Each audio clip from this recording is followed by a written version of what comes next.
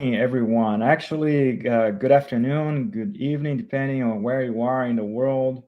Welcome to another one of our talks in our series. Today we have a very interesting topic. We have the miracle of happiness, Jesus's first miracle, and who's going to bring it to us is Dr. Dan ASSISI. Hi, Dan. How are you? How are you doing? I'm doing pretty good. So then let's talk a little bit about you. You have a very extensive. So if you allow me, usually I don't do this, but if you allow me, I'm going to read your bio verbatim because it is quite interesting. So let us just read it verbatim. So Dana Sissi is an award-winning author and internationally celebrated speaker who has delivered hundreds of talks and conferences on spirituality in over 60 cities on 4 continents. Known for a mix of deep thinking and witty humor, Dan takes a unique approach to spirituality that is steeped in reason to remind audiences everywhere of our spiritual nature. Dr. Sisi is a founding member of the Spiritist Institute and of the California Spiritist Association. You can also find him as a host of the Spiritist Conversations podcast. Daniel holds a doctorate degree in education and a master's degree in public administration with a graduate certificate in public policy from the University of Southern California. All right, Dan, those are your credentials. And again, welcome and thank you for bringing to us such an interesting topic. As always, for us to start, I would like to say our initial prayer, and then after that, you have the floor. Thank you, sir.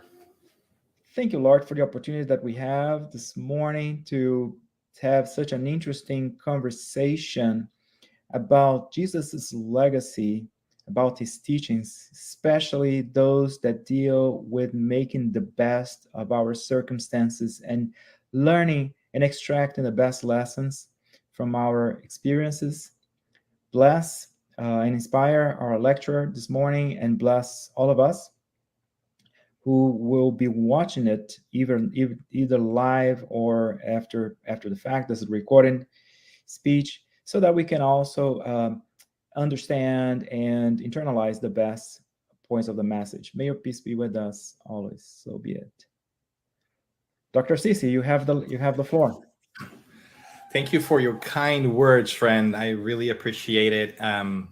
At the end of the day, I'm just like you and anybody else who may be watching. I am just a guy trying to make sense of the world around us and find a way of living better through our difficult times. And what I wanted to do today, if you're up for it, is to have a conversation about happiness and about our times and how we can actually spend some time going back to these wonderful lessons that our older brother Jesus has left us to make sense of how can we actually bring happiness into our lives. And with that, I'm actually going to ask for your indulgence. I have 2 young children.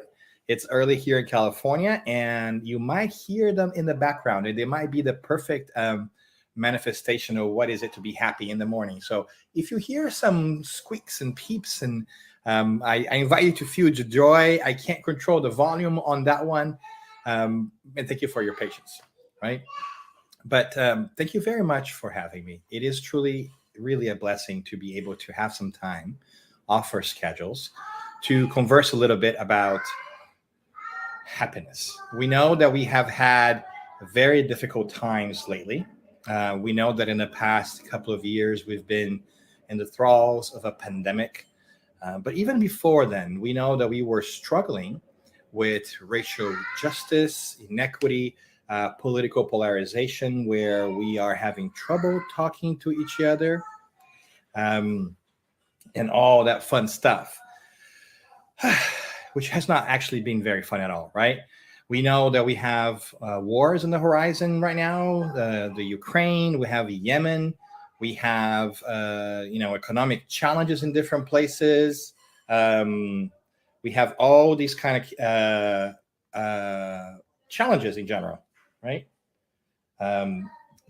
So what do we do with all this, right? What do we really make of all this? Because it's understandable that in the middle of all these pandemics, war, violence, inequity, economic troubles for folks, is that what the world really is? How do we handle all of this? And what kind of messages can we learn? Because if we are just looking at the material world, I understand how people can get very frustrated, can get very bogged down. But what we hope to do today is have a little bit of a different insight and go back to an authority in happiness, which is Jesus Christ. And what we want to do is spend a little bit of time talking about the first miracle that Jesus brought us, the miracle of turning water into wine, which is something that we find in the Gospel of John, chapter 2, verses 1 through 11. And what's really great here is that this is the first miracle that Jesus does in the New Testament. Of all the 34 miracles that we find in the New Testament, that second part of the Christian Bible that tells us about the coming of the Christ, this is, chronologically speaking, the first one. It only appears in the Gospel of John, one of the 4 Gospels that we find there. And we know that sometimes folks also know this as the wedding at Cana, right? And Cana was a city in obviously, in the Middle East at that time, that it's not necessarily well placed today. We don't exactly know where Cana was, but it doesn't really matter, because I think the symbolism behind it is just really wonderful in general. So we're going to take some time to talk about that. We're going to read those 10 different verses or so, and then we are going to see if they hold any symbolism for us. And that comes, by the way, from the New International Version of Translations of the Bible. I know there's many different ones, but this one is simple to understand and read. And I hope you will indulge me as we read through it, and then we try to make sense of things. All right, you ready? All right, so let's do this. The wedding at Cana. On the 3rd day, a wedding took place at Cana in Galilee. Jesus' mother was there, and Jesus and his disciples had also been invited to the wedding. When the wine was gone, Jesus' mother said to him, "They have no more wine." "Woman, why do you involve me?" Jesus replied. "My hour has not yet come." But his mother said to the servants, "Do whatever he tells you." And nearby stood 6 stone water jars, the kind used by the Jews for ceremonial washing, each holding from 20 to 30 gallons. Jesus said to the servants, "Fill the jars with water." So they filled them to the brim. Then he told them, "Now draw some out and take it into the master of the banquet." They did so. And the master of the banquet, the head waiter, if you will, the maître d', tasted the water that had been turned into wine. He did not realize where he had come from, though the servants who had drawn the water knew. Then he called the bridegroom aside and said, "Everyone brings out the choice wine first, and then the cheaper wine after the guests have had too much to drink. But you have saved the best till now." What Jesus did here in Cana of Galilee was the first of the signs through which he revealed his glory, and his disciples believed him. All right, so that's our story right there, right? Probably not surprising to us. We might have heard it before. Jesus was at a wedding with Mary and his disciples. They run out of wine, and his mother pushes him to it, and we're going to talk a little bit about that. And he performs this miracle, right? The first one that we see, which is turning water into wine. And then the water is taken to the folks at the party, and they drink it, and they realize that even this new wine is even better than the original wine. And that was quite incredible. But why does that matter to us? Well, let's pick things apart and see if we can find some similarities to our times. All right, so we start here with this idea that in the first verses, we are told that Jesus' mother was there, and Jesus and his disciples, they all have been invited to the wedding. And as you know, weddings are a big deal, right? We know that it takes planning. It's an important and beautiful ceremony and moment and milestone in our lives. But what I find really interesting here is that Jesus' mother was there and his disciples were also there, which means this is a wedding of people that were close to them, that they knew who they were, because you just wouldn't invite random people to your wedding, right? So the fact that Jesus' mother was there and his disciple was there, it tells us that this is somebody close to them getting married.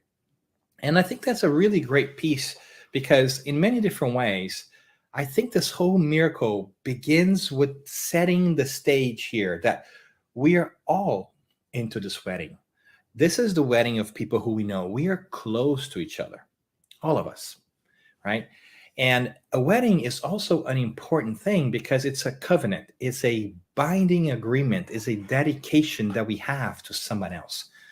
And so in many different ways, I take this first verse to talk to us about our human condition as incarnate spirits that we know so well in Spiritism here on earth.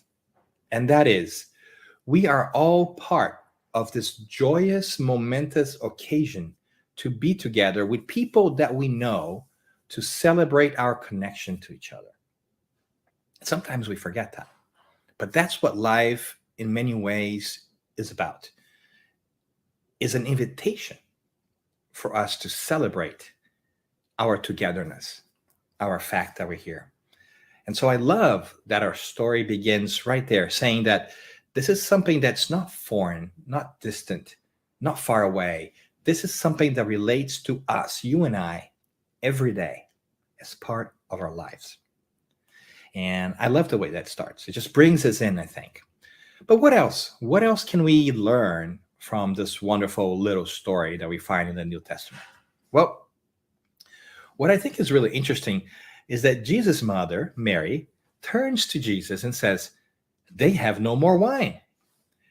And it's a plea, right? As in, do something about it. They have no more wine. But why is that significant to us as well? Well, I think we all know that in a wedding, in a party, food and wine are a way of people to connect and be with each other, to spend time with each other. And Mary realizes that this party has run out of wine.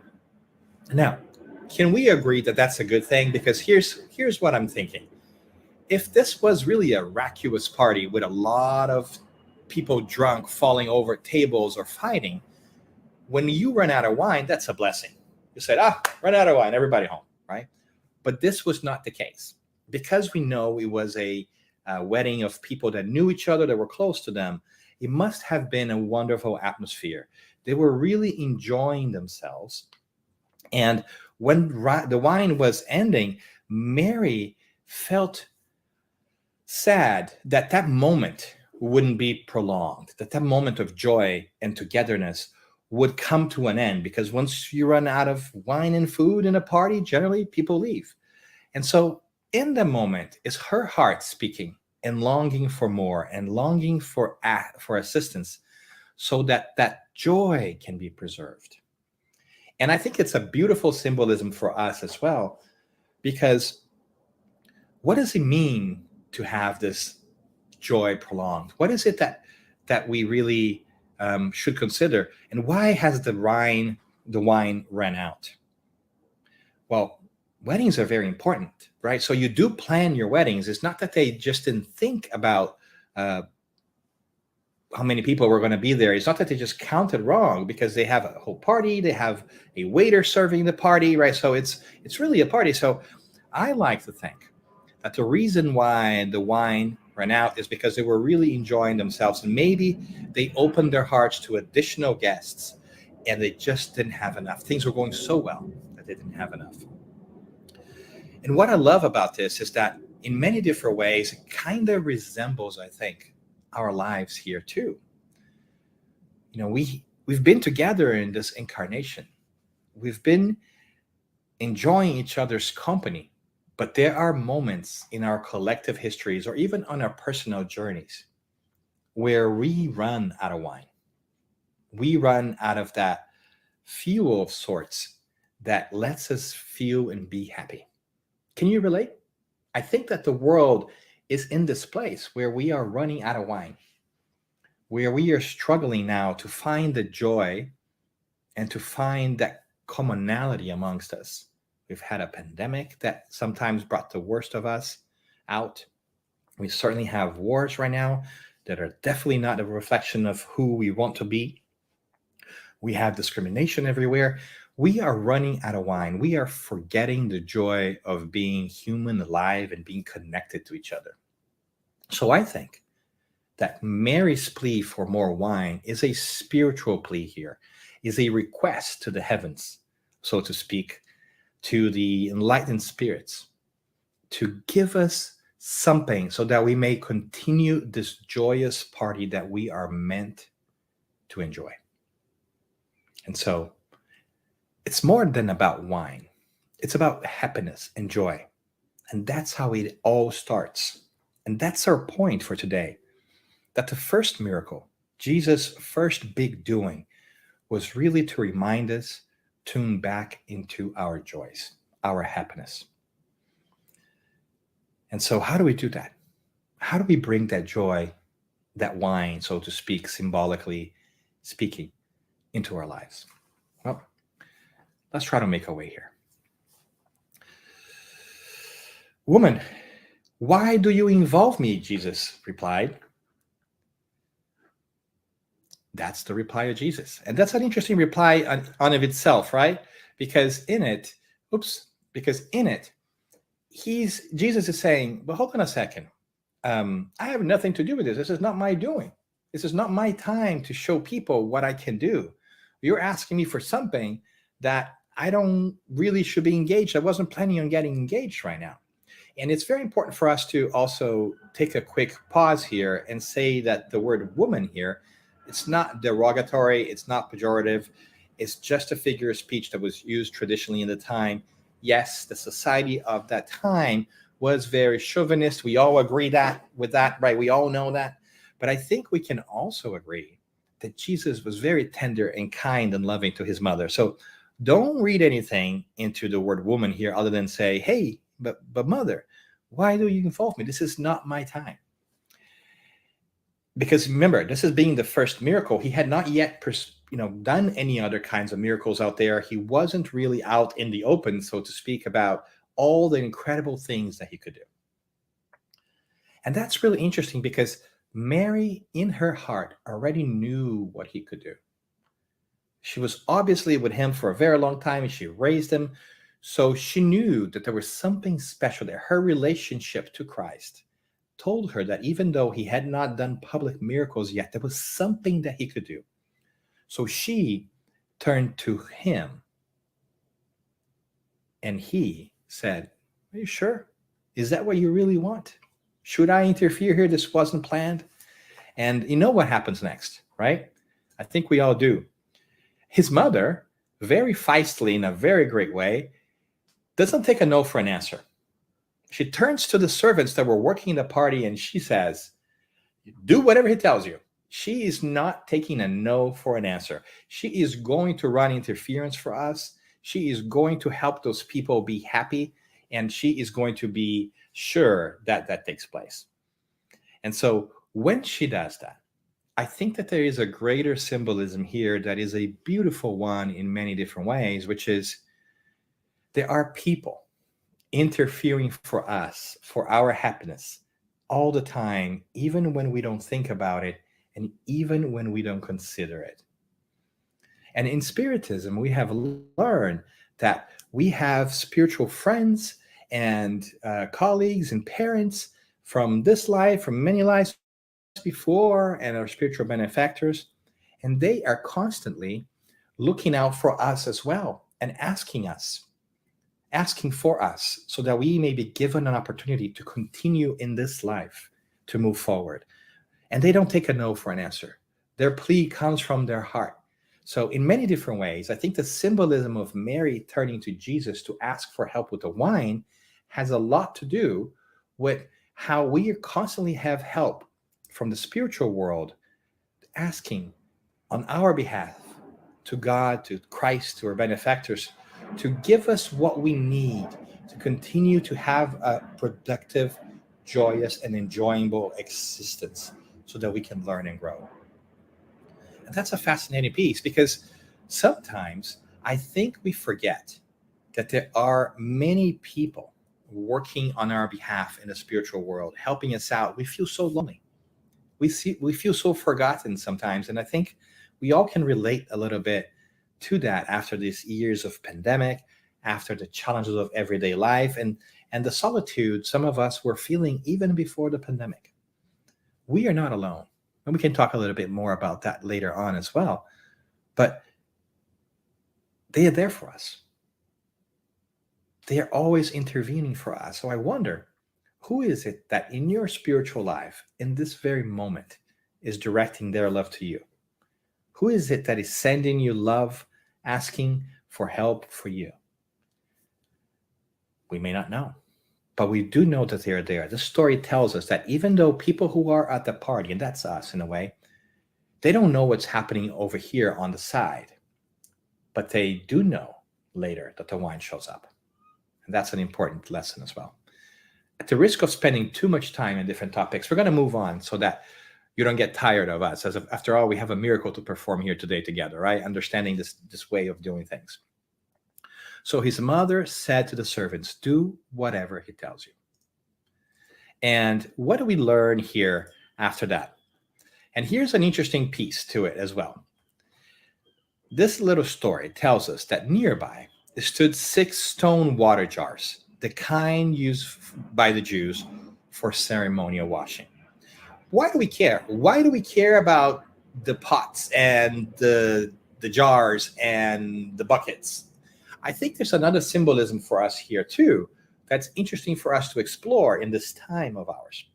And what is it? What is it, Dan? Hold your horses. Let's think about this. So there were 6 stone water jars, and these water jars, they were used for ceremonial washing. And it was a custom of the Jewish people at that time to do the ceremonial washing in special occasions. They would put water in there, and then they would wash their hands. Sometimes they would wash their bodies. Women would cleanse themselves as well. So I think that the symbolism of the water jars, it's a really beautiful one, because it's not just about drinks. It's about cleansing and purification. Do you see where I'm going here?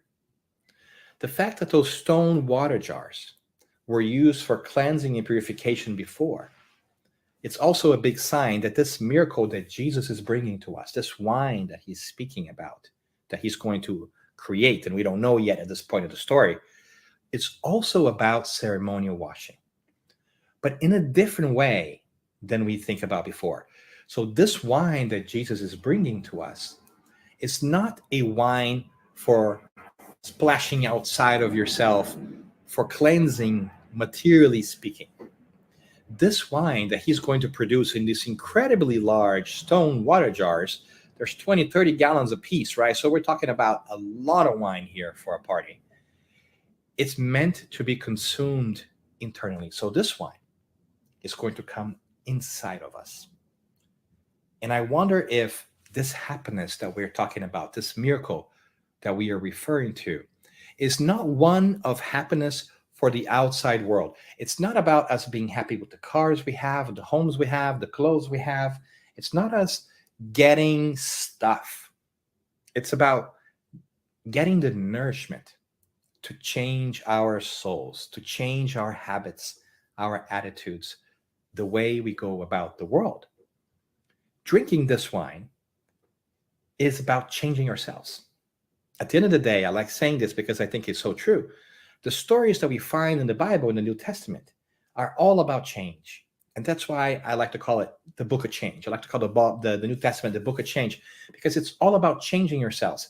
So this miracle that's going to take place, this extra joy, this extra fuel that Jesus, or this learning is going to bring to us, is one that's going to cleanse us and transform us internally.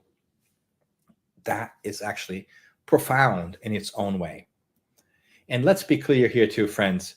At 6 stone water jars with 20 to 30 gallons a piece, maybe even more, that's a lot of wine. There's a lot of cleansing that we both have to be done, that we have to do and enjoy. So there is enough for all of us to go ahead and transform ourselves with, to enjoy cleanse ourselves, to change and shift the way we see the world and the times around us, which, let's be honest, it's not a bad thing this day and age, right? When we are feeling so distraught about life in general, changing the way we see the world and arriving at the place where we are happier with ourselves and the world around us will do us a lot of good. But let's not dwell here too much, because time is always limited. What else can we learn? And here's something interesting. Jesus said to the servants, "Fill the waters with jar," so they filled them to the brim. And here's why I think this is such an interesting passage and has so much for us to learn from, because we know in the story that this incredible spirit, Jesus, who's perfect in many ways, spiritually speaking, that are hard for us to understand, the story tells us that he has transformed water into wine. So clearly, he's got an ability and understanding of things that we have not yet figured out. And if he transformed water into wine, he could have also snapped his fingers and probably just filled those jars by himself, right? So why is it that he turns to the servants and he says, fill the jars with water? And I think that's where the educator part of him comes in. And I think that is message saying, yes, I will take you past the finish line when you can't do things. If you don't have wine, I will help you get there. But you have to bring something. You have to make an effort. You have to start something. You have to fill the jars with water. I will transform it into wine, because you can't do that just yet by yourself. You need some help until you figure that out. But this part you can do, and you must do. And I think I like that very much, because sometimes we complain about the world, we say that things are horrible, and yet we don't move to do anything else. We just wait for Jesus, figuratively speaking, for spirituality, for the spiritual world, to transform water into wine without bringing anything of ourselves. But I think that this passage here, this verse tells us that it will not happen unless we bring our water. We may know how to solve the entire problem. We may know how to make wine, but Jesus is asking, whatever it is that you can do, do it. Because once you do it, once you set yourselves in motion, then spirituality will come and will take you all the way through. But we must bring our own contribution. And in this day and age, as we are saying, what is our contribution? What is the water that we are bringing to the table? Are we, in our everyday lives, doing our best to be the change that we want to see, as Gandhi so eloquently exposed? Are we bringing a little bit of joy into the world? Are we making an effort to make this world a better place? Or are we in a moment where we are just nagging and complaining about things? That's a tough question, because I understand that the atmosphere of negativity draws us down sometimes. And it's so easy for us to just fall into that place of everything sucks. But this sentence, this verse tells us that for the miracle to happen, for things to change, for us to get that extra fuel, we've got to put a little bit of skin in the game. We've got to do our part. We've got to bring the water. So that's a beautiful invitation from this passage. Let's bring water into the world and let the rest take its course. It means we'll get wine eventually, but we got to bring the water. All right. And what else do we learn here? Well, here's an interesting piece as well that I think it's familiar to us in Spiritism, but he begs for remembrance every once in a while. The master of the banquet, the chief waiter, the maître d', the guy who was running the party from the commercial side of things, let's say, tasted the water that had been turned into wine. He did not realize where it had come from, though the servants who had drawn the water knew. And why is this interesting? It's interesting because those who are bringing us the water, those who are close to us and trying to provide for our joy, sometimes don't even know where that came from, because it came from so far away, from so higher up, that they are unaware of its origin. And it doesn't matter really, right, where it came from in a way, because if it's there for us, we should enjoy. But I think a hidden message here is that even the spiritual helpers who are around us may not fully understand the beauty and the mercy of God in its entirety. It's coming from this joy, this wine, this help, the support, this love is coming from above. And sometimes we don't even know where it comes from.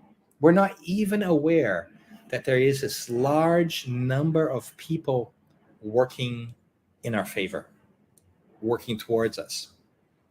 And we forget this, right? And we talk briefly about this, and it's always great to repeat. There is such an amount of love for us out there that we ignore the magnitude of it all. And why do I say that? Well, I say that because we all have been through a difficult pandemic. We all have been through difficult times in our lives, right? And during that moment, we all feel alone. We all feel sad. We all feel like we don't know what's happening. But once we bring the Spiritist understanding that we have acquired through the times in our studies, once we realize that reincarnation is a fact of life, of the universe, and that we are immortal spirits, that we have lived many lives before this one and will live many lives after this one in our trajectory to learning and growth, we must also arrive at another understanding that we sometimes don't think of, which is, if I am that immortal spirit with many lifetimes under my belt, I also have met and interacted and been with different parents, with different partners, friends, siblings, co-workers, and all those people are still connected to us, because after all, when somebody that we care about passes away, dies, or as we like to say in Spiritism, discarnates, leaves the physical body, we don't stop loving them, do we? Our relationship to them doesn't end there. We miss them. We feel like they're gone. But the truth is, we are still loving them. And what we often forget to consider is that they are still loving us too, because just because we don't see them doesn't mean that they're not there. We've learned this. And how do we learn this? We learn this through mediumship. We are able to talk to our friends who have left their physical bodies. In Spiritism, that's a big part of the core of what we do. We talk to them in our mediumistic meetings. We read messages they've written to us. We read books that they've written to us. Some of us see them. Some of us hear them. So we do not and cannot ignore the fact that life goes on. And if life goes on, love goes on. And so just because we don't realize where the wine comes from doesn't mean that there aren't a great number of people sending us love. And it's important for us to hold on to that. So you have an army of love at your back right now. People from your previous lives that you may not recall because you're constantly, you are temporarily here, forgetting about your previous lives for a good reason. But they're there and they're loving you. And so the fact that we don't realize where this love comes from doesn't take away from that love, doesn't take away from that opportunity. So pardon me here. There's a beautiful chain of connections here, right? If you think about it, Mary asks Jesus, who then asks the servants to take the wine to the master waiter, who then takes it to the bridegroom, who then sees all about this. So there is a long connection of people who are working here so that us, the invitees to this party, can enjoy this joy. There's a lot of work going on because they care about us. There's a lot of work going on in the world right now too, because the spirits care about us too. It's important for us to remember that and not forget that although the world seems like it's really struggling, it's really not. It's under control. It's temporary growing pains. They're hard, but they're good ones, and we are going to get through this for sure. We were made for this. And what else do we learn, Dan? Because you're babbling quite a bit on that slide. Well, let's move forward a little bit and also see that there's more here. And I think this is really interesting. This is when the waiter turns to the bridegroom, right? Because he thinks it was the groom who had ordered this wine and had it come, because he doesn't know where it's coming from. He thinks it's coming from right in front of him. He thinks it's from the groom, and groom has no idea. But because sometimes we fail to consider the spiritual, we think that the things that happen in our lives are down to luck, are down to our own doing or to somebody else's doing, and we fail to recognize the spiritual. But what he tells us that everybody brings out the choice wine first, and then the cheaper wine when people have had a little bit more to drink and they can't tell what's what. But you have saved the best till now. And it must have been a surprise to the groom because he was not aware. He doesn't know. So he's getting a compliment here from a waiter for something that he didn't do. But the message here is really powerful and it's really interesting. And what is this message? Well, in a party, in a world, what do? We generally bring our best wine first. And then when people have drank a little bit and they can't tell anything else, we give them the cheap stuff, right? But Jesus' miracle here, that one that's going to cleanse us, is slightly different. See, it's not about the wine of first impressions. It is about the wine, as we have been saying, of spiritual transformation. And I take it to mean that there's deep symbolism here, because it's not about what we first experience in life that is really the best of it. It's what comes after. It's that learning and understanding that we are more than this physical body. That the true joy that fulfills us and will sustain us and will make us truly happy is not the joy of the physical world, which seems to come first when we are incarnating. No. It is the second wine, this deeper wine, this more delicious wine that comes from us, understanding that we are spiritual beings who will never stop being. Let this sink in for a second. I think the invitation of happiness here is to shift ourselves to the idea that we as spiritual beings are temporarily here. But this is not who we are. We will survive all of this because we have survived all the challenges we have ever faced before in our spiritual lives. We have survived 100% of our toughest days because the spirit never ends. The spirit never stops being. You and I will never stop being. We are just going to continue to grow, to love, and joy and perfection of sorts. So this second wine is something that is interesting for us to kind of double click on and talk about, because it has a lot to do with us coming to terms with our spiritual selves. Mental health in many different ways is about us realizing that as immortal spirits that we are going to be okay. We were made for this. We were born in this place and time because we are capable of facing these challenges. Otherwise, God would not have put us here, because if we were not able to handle this and to give our contribution to the world, then this would be a mean God. And God, by definition, is not mean. So the fact that we are here means that we have a contribution to make. But what else? What else can we learn? I mean, I think that's all nice from a from a spiritual perspective. But are there things that we can also bring to our lives? Yes. Let's bring that certainty to our life. But there's something else that we want to talk about too when it comes to happiness. Body. So we also want to talk about the effects of happiness or lack thereof in our physical bodies, because that's a component as well. So we're going to shift our gears a little bit here to a little bit of a scientific piece, because Spiritism invites us to do that, to consider the symbolism of things, the spiritual component of things, but also look into what is it that we learn from observing the physical world and how we act with it. And what do we see here? We see that if we are to look at the science of stress in general, we notice that when we are stressed, there is this hormone that is produced by our bodies called cortisol. And what this hormone does, it does something wonderful that really helps us, and even historically as well. It enhances the brain's use of glucose, energy, right? And so when it does that, it it gives us an edge to survive physical challenges that we've had in the past. For example,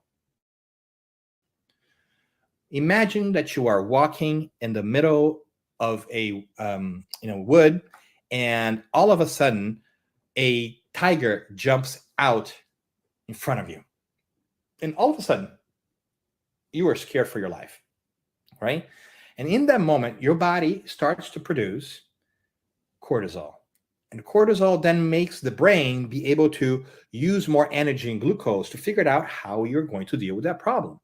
And what it does, it starts to kind of beef up your body, puts it in overdrive a little bit, so that in case you're bitten by the tiger, it can repair itself more quickly. It can be prepared for a fight or flight situation where it needs more energy to either run away or to kind of fight and figure things out, right? Which is very helpful from a physical perspective when you are fighting a tiger. It has served us well historically, right? To produce conditions in which we can maintain our physical life, we can be alive, we can survive. However, there is a price here, and this is an interesting piece that's important for us to talk about as well.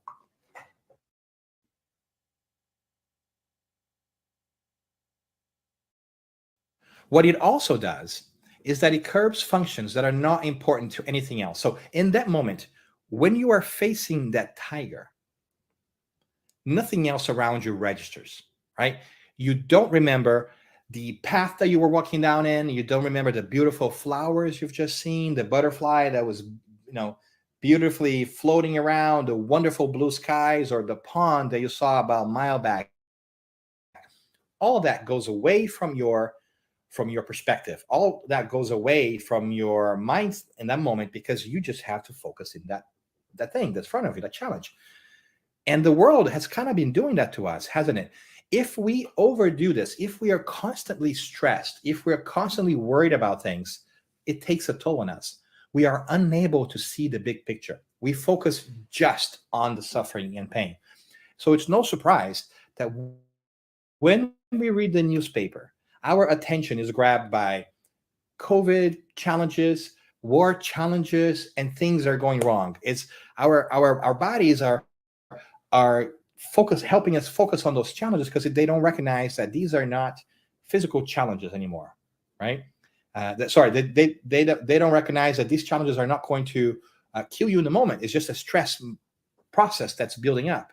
So part of our journey of realizing happiness is also understanding how our body works, and that if we are constantly under the effect of cortisol and stress, it will also not help us, because it will get us stuck in the mindset of only seeing what's in front of us, which is not the spiritual, it's only the material, and be stuck on that negativity and frustration that is so commonly present in our times. And so what we have to figure out here now is exactly what we are going to do once we have that knowledge. Now that we are beginning to understand that we are immortal beings who are under a task, a learning process here in the physical world, and that our bodies are trying to help us at times by producing cortisol for us to focus stress, but that we can dial it down. How do we combine the spiritual and the physical? And what are we going to do from here on? Now that we know that we are spiritual beings, and now that we know that we can help reprogram our bodies in a way to be less affected by cortisol so that we can see the bigger picture, what are the things that we could do?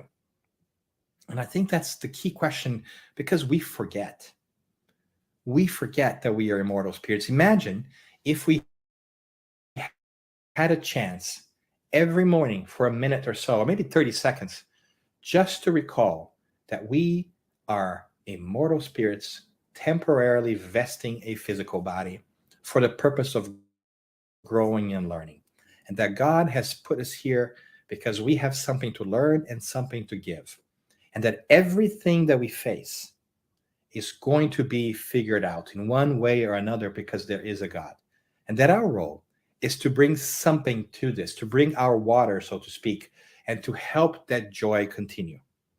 I think that is a powerful lesson that sometimes we forget. And I think In many ways, that's the invitation that lingers from Jesus, for us to understand that there is more than this physical body, than this physical world, that in these moments of challenges and tribulations, what we really want to do is to remember that we are spirits living a spiritual experience that includes a material part to it. And to recognize that we are going to outlive these difficult times for sure, much like we have done in every past incarnation we have ever faced, and anyone that we will ever face in the future. We were made for this. We were prepared for this. All our previous lives, all our previous incarnations have led us to a point in which we can move forward, that we have enough to handle all of this. Jesus showed us when he was here with us, right? The main message of his passage through earth was his so-called resurrection. Was he coming back from death to show us that death does not exist? Sometimes for some reason, maybe it's that cortisol speaking, right? We focus on his suffering. We focus on his bleeding at the cross with a crown of thorns, and we think that that's what it is, but it isn't. That wasn't his message. His message is one of joy. The gospel means good news. And the good news is that we are going to overcome everything that we have here. And what I really like about this message in general, and the invitation that he poses us, that I think that there is a great significance in knowing that the first miracle he did, the first extra push he has done, and the 34 miracles we find in the New Testament, is what I call the miracle of joy, is the miracle of transforming water into wine, is the miracle of giving us the sustenance, giving us the fuel to continue to be in this wedding at Cana that we are, that is in this connection with other people, enjoying each other's company, working together, exchanging ideas, learning about our spiritual selves, and understanding that we're all together. We're not separate. For you to be happy, it doesn't mean that I have to suffer. And for me to be successful doesn't mean that I have to take away from you. No, we are at this banquet together. We are this group of people celebrating our union with who we are with spirituality. That's the banquet. And that in that banquet, while we are enjoying ourselves, there's so many people in the spiritual realm and in the physical realm too, working for our happiness, to give us anything that would help us sustain ourselves in a journey, to produce that wine. These spiritual workers are laboring tirelessly for us every single day, and we don't even know about them. Those people close to us from this life and previous lives who are in the discarnate plane are working towards us every single day. We have such an amount of joy and love coming at us at any point in time for us to continue to feel that moment, to feel this opportunity. But we have to learn how to make sure that we take care of our bodies through mindfulness, through prayer, so that we get unstuck from this material challenge of stress that we are facing right now and tap into the beauty that it is to be with other people. Because this second wine that we are given and that we must drink only if we want to, it's been offered to us. Will we drink it? That's the one question. But this wine, it's even better than anything we had before. This understanding of spirituality is even more joyful and lasting than anything we have ever experienced before. This second wine is incredibly delicious. And that's, I think, what we are being invited in this time. When the wine is running out in the world right now, when we are finding that we are running empty on joy, it is up to you and I to take a step back and realize that joy, the miracle of joy, is how Jesus started things. It's how everything else he's done starts. It starts with being in that space of joy, being in the space of happiness. And that as we are invited to drink from that, we will experience incredible differences in our lives. So the first miracle was the miracle of joy. And I think it's a beautiful symbolism for us who are beginning to understand that we are indeed in this banquet and that everything begins with joy. And to be joyous today in the world, it's almost like an act of rebellion, right? The world of cortisol and stress wants us to be bogged down, but we got to refuse that. We've got to bring this joy that Jesus has always spoken to us about. So I hope that in this day and age, when you see so many horrible things happening out in the world, you are reminded that you are incredible just the way you are, that you were made for this, that you're prepared to do this. And there's an incredible amount of people working towards your happiness here and now. That if you take a breath, if you take a moment to center yourself and tap into your spiritual essence, you will remember that you are bulletproof, spiritually speaking. There's nothing that can knock you down a horse. You will never stop being who you are. So let's start with joy. Let's bring joy into this world. Let's give a contribution and make this a better place. And so as you go about your day, I invite you to consider keeping Jesus in mind and remembering that everything he's done, all the incredible miracles that he's done, started with joy. Let's do that too. Let's bring that to our lives. And that's a little bit of our babbling for today. And I toss it back to you, Glaucio. Yeah, that was very interesting. I liked. I myself, I like two things that you emphasized. The first one was the fact that Jesus' message was not one of suffering, right? Sometimes we relate to Jesus and his suffering, but his message was of happiness, uplifting. The first thing, and you also emphasized the fact that his message is about us making the effort, right? You gotta make some effort. You gotta at least fill the jars, right? So Yeah. yeah. I like that. I like those 2 points from your lecture. Very uplifting, by the way. And of course, we have several questions. So I was going to ask if you're ready, but I'm pretty sure you are ready. Oh, let's go for it. I mean, we can learn together. I not necessarily will have answers. I might have responses, but not answers. Let's try. Let's check it out. This one comes from MOFSA. How do you see the wedding of Cana related to the woman at the well that occurs a little later in John? Yeah, that's an interesting question. Interesting correlation. Oh, I love that. Yeah, and the woman at the well, like the living water piece, is one of my favorite pieces of the New Testament in general, because I think he has to do a lot with like Jacob's well. I think you might remember this. This is a part for folks who may not be familiar or need a little bit of jostling. This is another passage that later on we find where there's a woman drawing water at Jacob's well, a well that was famous at the time. And Jesus approaches her, which was a no-no at the time, right? Like men talking to an unaccompanied woman, not okay. She was also, I think, a Samaritan. He was not. It was like he was like crossing boundaries left and right on that point. And she says, hey, what's happening here? Why are you doing this? Don't you know better? You shouldn't be doing this.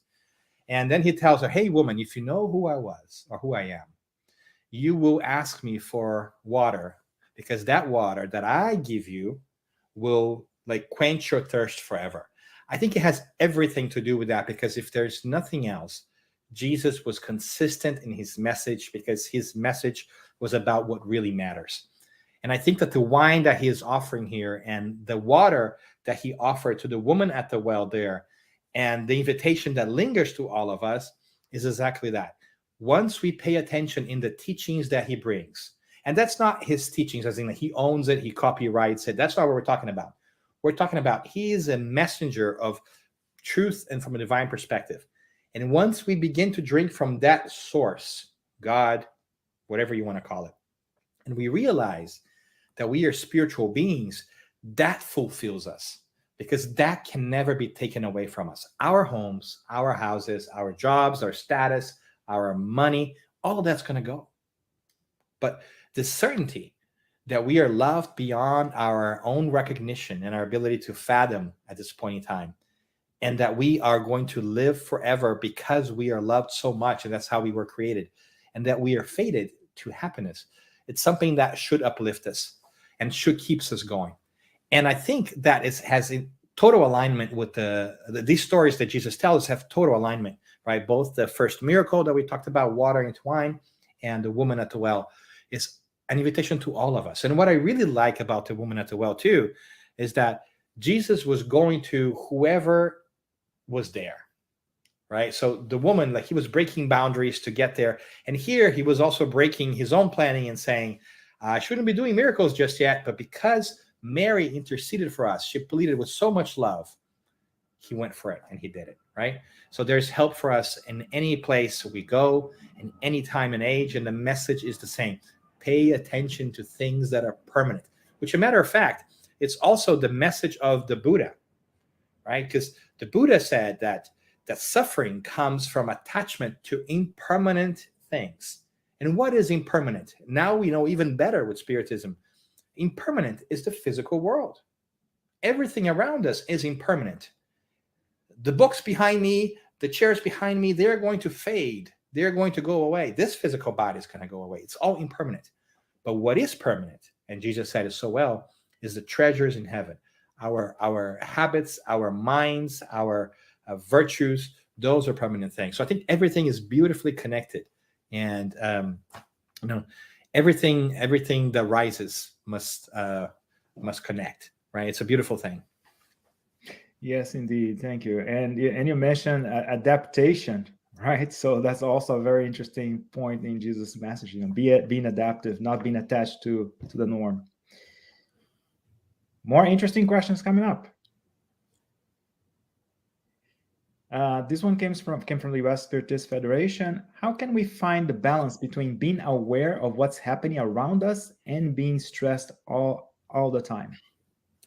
Wonderful question. I think that brings an important point too. We're not suggesting that people don't understand or look around the world and see what's happening. That's not what we're saying. Yes to sympathy and empathy. We should understand there are people suffering and there's a role we can play. But what we must not do is be bogged down just by the negative and go into a downward spiral where we are just seeing the negative of things. And I think that while that's happening often in our lives without us even realizing that we are being pulled down by negativity, that we are immersed in this ocean of negativity right now, which makes it harder for us to see joy. And that's why it's an act of rebellion. I think it's important for us to realize that we have wonderful tools. We often talk amidst the Spiritist community about the importance of prayer, but we also use quite a bit of mindfulness in general. Just being present in this moment in time and breaking that cortisol cycle and just saying, take some time for your own mental and spiritual and emotional health by taking a quick minute in your day to just sit and be with yourself and tell yourself, I'm okay right now. In this very second, I'm okay. Because sometimes we get so trapped in the cortisol cycle. So in the words of the world, we can't see. Our mind jumps from place to place. We can't even make a quick prayer. We are just so encumbered by everything. But if we can hold that awareness for a second and say, yes, all of that's happening in the world. And yes, it can be better. But in this moment, I'm okay. I'm an immortal spirit. Breathe. Let your body come down. Let the cortisol go away. Let your inner self shine a little bit more. Drink from the second wine. I think that is a great way to setting us up for the day, that we won't take things as personal. We will understand that we are here to face challenges, right? We came into this life not as a vacation. We should not be expecting to find just joy all the time. We came here to work, and therefore we got to roll up our sleeves and do what we can. So let's have a balance. Let's feel for others, but let's not be dragged down in a way in which we cannot act positively into the world either. Interesting. The importance of balance. There are more questions. Oh, that's an interesting. That one came from Yasko.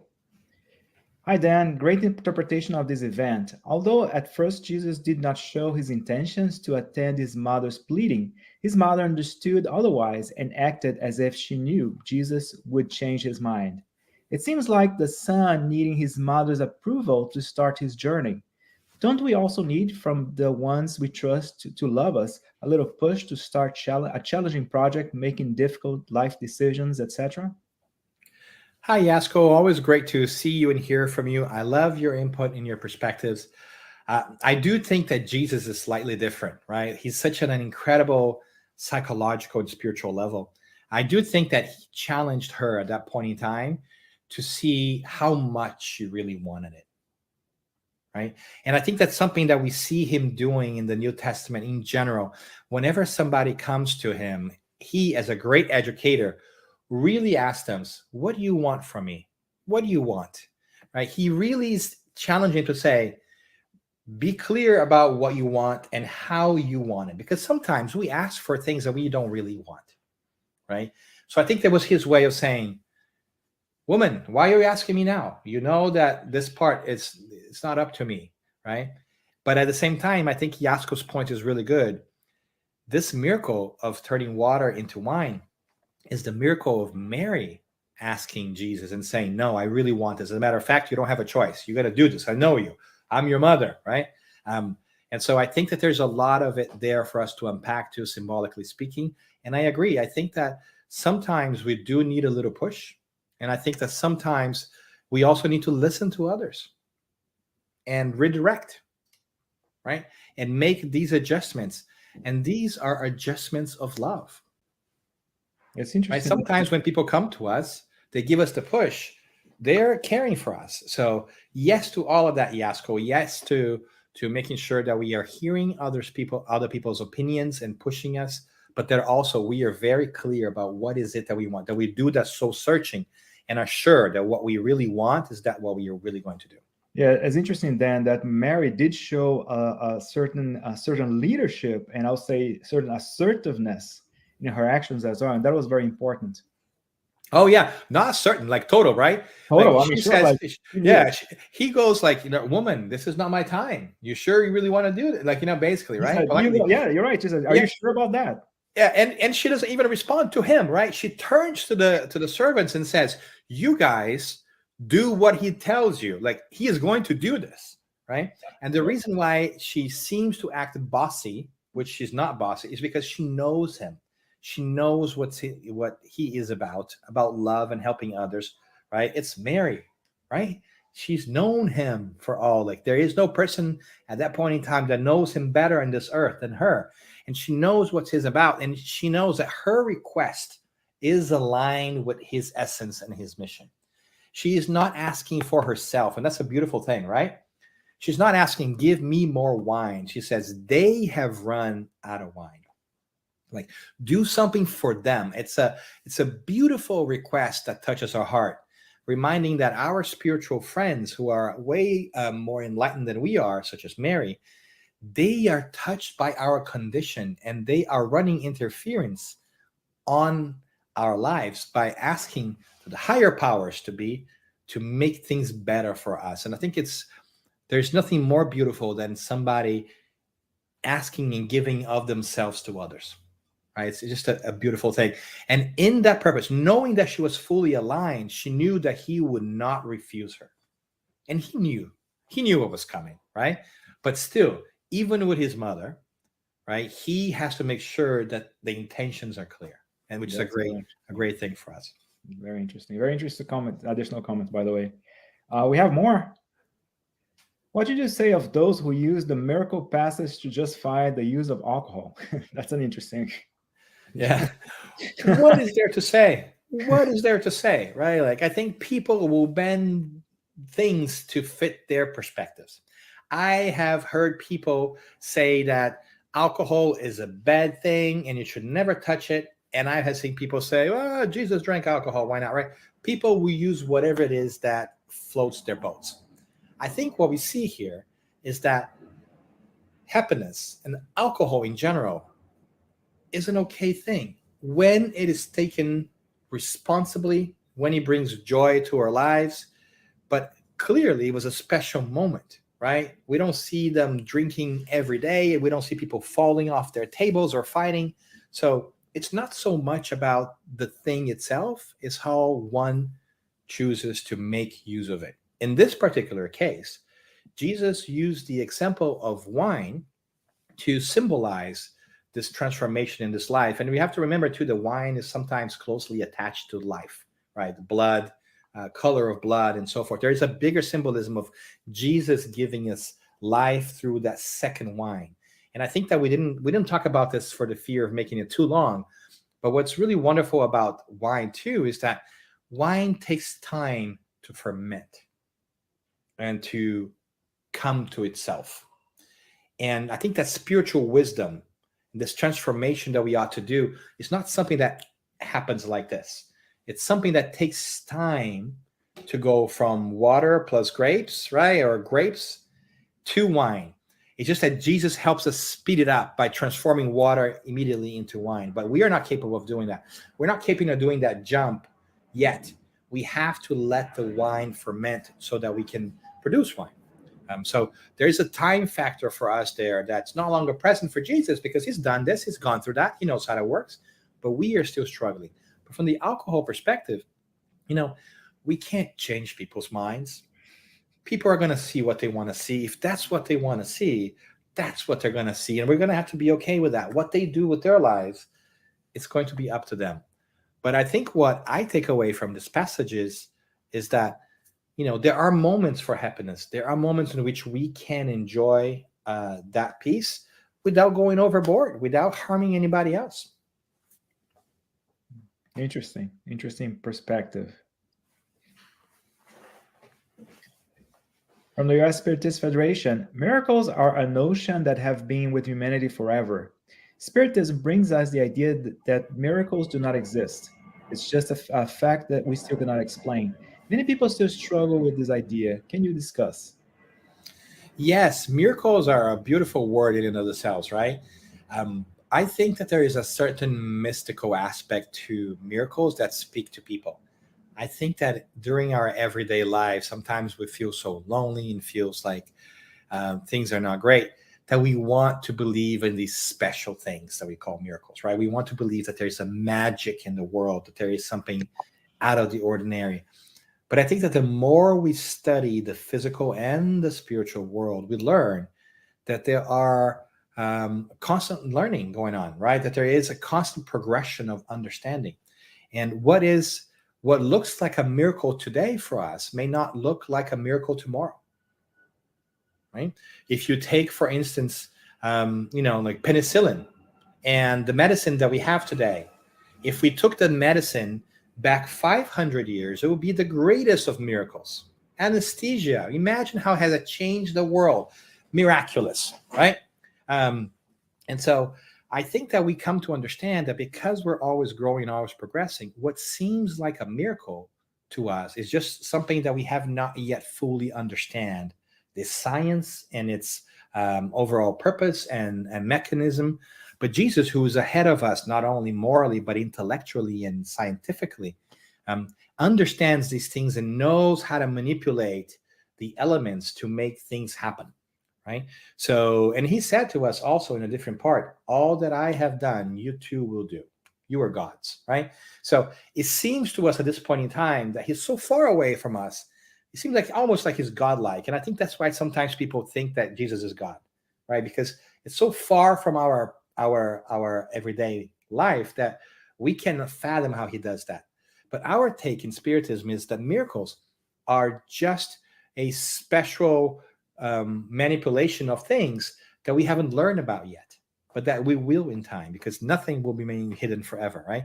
And I hope that that gives us a little bit of oomph to say, wow, there's much for us to learn. One day we'll be able to do that. But I also understand that sometimes people want to believe and hang on to something magical because that reminds them of a presence of God. But I think that both things are not exclusive, right? You can say that there's much to be learned and still marvel in the beauty of the universe and God. You don't have to have just a magic wand make things happen for you to think that there is a God. I think that's what Spiritism does so well, is it gives us this intellectual path to understand how God is marvelous and incredibly beautiful in ways that we can't yet comprehend, but we will. And I love that very much about it. Yeah, that is very reassuring, that's for sure. One last question for you, please. From MOFSA, can the essence of this teaching be broadened to be shared to compassionate people with a secular perspective? The Dalai Lama approached this in Beyond Religion, Ethics of the Whole World. Yes, I think so. And I think at the core of all of this, right, it's a larger conversation we can have around religion and religiosity in general. so bear with me, but I think that the idea here that I think is key for me and was quite liberating when I finally arrived at it is this notion that there is a difference that we don't talk about because we don't think about it, but there's a difference between religion and organized religion. There is a difference between our personal relationship with the creator, with the universe, whatever name you want to employ, that I call religion. Organized religion is when we humans come together and make groups to try to practice that connection. And we come out with all kinds of groups and rules and perspectives and so forth. And with time, because we are human, we start excluding and hurting others because we want to feel better than them. That we say, no, you're not good enough. You're only good if you're in my group or whatever it is. And I think that people who have been hurt by organized religion push back and say no to Jesus, no to whatever it is, right? No to religion, not knowing that what they're really pushing back to is organized religion. So I think what the Dalai Lama is getting at is something that Jesus of himself spoke of, which is it's not about sects, it's not about denominations, it's about your personal journey. And my desire, my sincere desire for the world is that people could peel this varnish away from Jesus, thinking that Jesus equals churches, right? It has nothing to do with being a Catholic, a Protestant, a Jehovah's Witness. Jesus is a thing of himself that if we can take the varnish of all these perceptions that we have accumulated over this life and previous lives and just look at his stories for what they are, without that connection, that's when the ethics that we spoke about here in the comment comes in. We start seeing that these lessons are immortal lessons that are really beautiful and powerful, spiritually speaking, and that would apply to any quote so-called denomination out there, right? And any kind of religion, organized religion out there, because these values that we're speaking about are universal. Spirituality and life after life is something that's not only given to Christians or spiritists. Everybody's got it. It's just a fact of life, right? So don't put that into one little tent. Just tap into the universal, tap into the source. And that's a really difficult journey to kind of remove all those layers of dust and preconceived judgment that we have brought upon the idea of Jesus and religion in general, right? So and you got to respect if people are not there yet or don't want to do that archaeological work of digging all the layers away from this perceived idea of Jesus, then we got to respect them. But I do think that Jesus has been kidnapped. We have kidnapped Jesus, right? We have put Jesus to serve our purposes in ways that are beneficial to us, and that has led people away from really exploring for himself what an incredible and amazing, highly evolved and elevated spirit he is, and how we can benefit from such incredible wisdom, the likes of which we have never had, in this planet since. Yeah, you mentioned a very interesting point. At least everybody I know of who shies away from this connection with God, with this true religion, those are people who somehow got hurt by experiences dealing with the organized religions. So that was a very interesting comment. We've been hurt, right? Like we all been hurt, and it's only nice, right? I mean, it's only expected, right?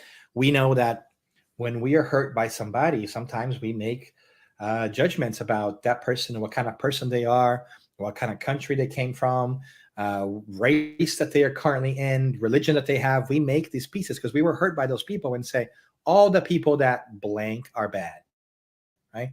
And that's not true. And that's definitely not true. Yeah. And so I think we're in this journey of reminding ourselves, right? Because that's why Spiritism is so beautiful. Today, I am a man that looks this way, born in this side of the world. Tomorrow, I know for a fact that I would not look the same. I might not be a man, and I might not be part in this and be born in this part of the world. So it's only natural that we will take different shapes and perspectives. So that's not what matters. What matters is what we do, how we act, our essence, right? Spiritism does that to us, starts to slowly liberate ourselves as we understand the power of divine justice and reincarnation. But it's quite a work to kind of peel away all those layers that we have built over many, many lifetimes. It takes a while for us to deprogram ourselves. Right. Dan, thank you very much. I mean, I see kudos coming up here. Everybody enjoyed your lecture. It was actually truly very uplifting. If you could be so kind to close with any final comments, pretty much up to you, right? How you want to finalize. And also, if you want to if you'd be so kind to say the final prayer for us, that would be also very appreciated. Thank you. Thank you, friend. It's good to see you. Here, even likewise. If virtually. I'm looking forward to see you in person, hopefully in our next symposium. Yeah, right? sure. But I just want to thank the United States Spiritist Federation and anybody who's watching right now. I know that the world can sometimes seem like a scary place.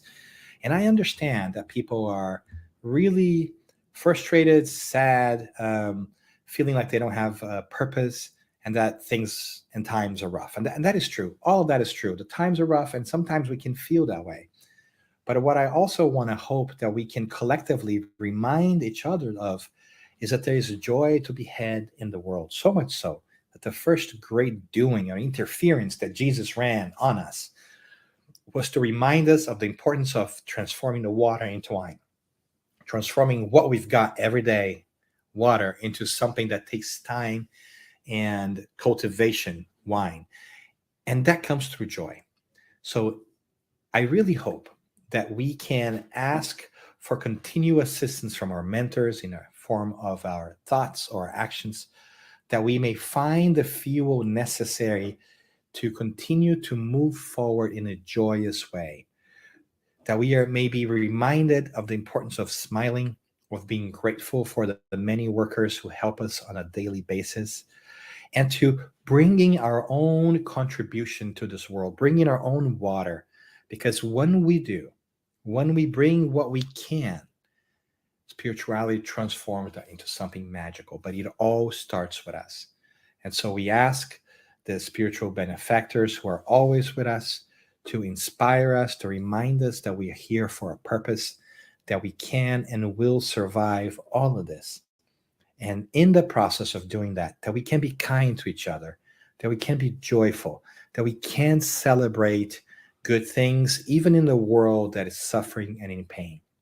That us being happy is a way of changing the world for better.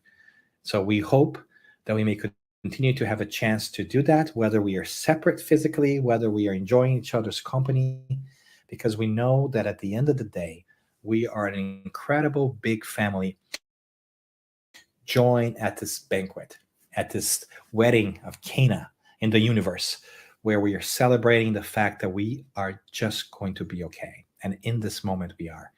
So thank you for all who are watching. I hope that you bring joy into your lives and watch the miracles that joy will bring into your everyday being.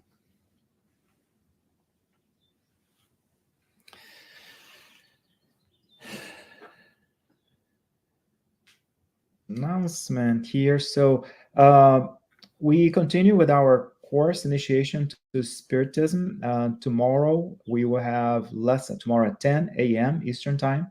We will have our 21st lesson. It is going to be about baptism. So a very interesting explanation. So stay tuned tomorrow in the Spiritist, U.S. Spiritist Federation YouTube channel, Initiation to Spiritism. And next week, we have a very interesting lecture in continuation to our series. We're going to have Ligue Carvalho talking about reincarnation. So make sure you stay tuned to enjoy another great lecture. And thanks for watching. Dan, if you could be so kind to say the final prayer. Yeah. So we want to raise our thoughts up to above and be grateful for all that we have in this moment. Right here, right now, we have a chance to reflect upon what truly matters about our essence. And we are grateful to God, and to our spiritual guides, mentors, and benefactors.